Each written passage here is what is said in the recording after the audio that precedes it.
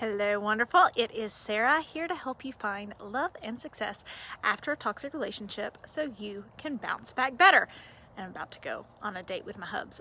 So he's probably going to come in, but I snuck outside before we get in the car to share this message with you guys because I heard something today and I've heard it so many times. And it was one of the women in the group.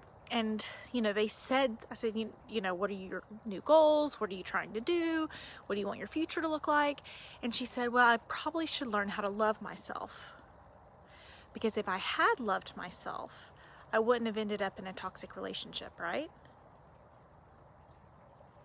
And that is still placing the blame on us. It's still making it somehow our fault. If I had this, then things would be better. And I want you to think about the many, many people, and this is a huge piece I'm concentrating on in the Toxic Person Proof book. So many people, we used to think Bill Cosby was an amazing person. People used to give Bernie Madoff, I guess is his name, their money. People used to think that guy, the football coach or whatever at Penn State, was amazing. Sandusky, right? These are all people who got manipulated by toxic people. Because toxic people have a different set of rules that they play by that you don't know. And they will use your kindness against you. They will use forgiveness against you. They will use you being a good person against you. They will use your integrity against you. They will use everything against you. And that has nothing to do with not loving yourself. But every time someone gets on the phone with me for a breakthrough call or something, I say the same thing. What problem are you trying to solve? What problem are you trying to solve? What problem are you trying to solve? Because what happens is if you're solving the wrong dang problem, like you think the problem is self-love or codependency, no wonder you don't get any better. No wonder it doesn't get any better. If you're trying to solve the flu and going in for pneumonia testing, and I don't really know enough, I shouldn't use medical examples because I don't really know enough about that. But if you're solving the wrong sickness, you're never going to get well.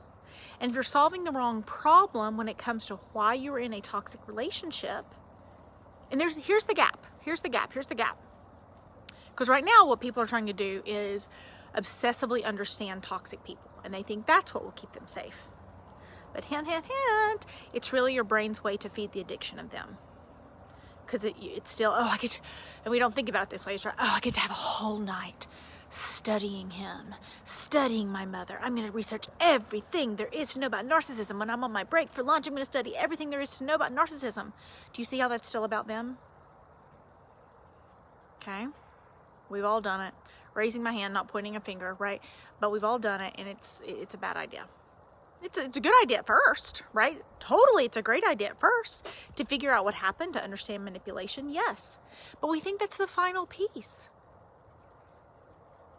And there's a huge difference in understanding toxic people, understanding what toxic people do, and being toxic person proof. Because if there were 13-year-old girls that we lined up and said, is it okay if someone lies to you? No. Is it okay if someone cheats on you? No.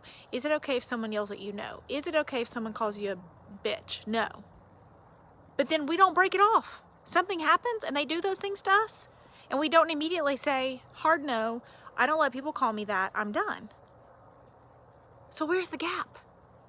And the gap is the missing piece. The gap is where my book's about. The gap is what my programs are about. The gap is what my message is about. It is not enough to understand what toxic people do. It is learning how to act in integrity to yourself to not put up with toxic behavior. First step is recognizing it. That's important. Then you got to do something about it. You got to say no. And not just better boundaries. Because I've heard so many women try to fix the relationship and then get people, oh, you need to work on your self-love. Oh, you need to work on your boundaries. Oh, you need this. And yes, boundaries and self-love are important. Obviously, right? I'm not dissing them, okay? But I want you to think about the story of the 3 little pigs. One had boundaries of sticks. One had boundaries of straw. One had boundaries of bricks. The big bad wolf didn't change. Better boundaries do not make better wolves. Okay? So it's not just enough to work on your boundaries. It's not enough to work on your self-love.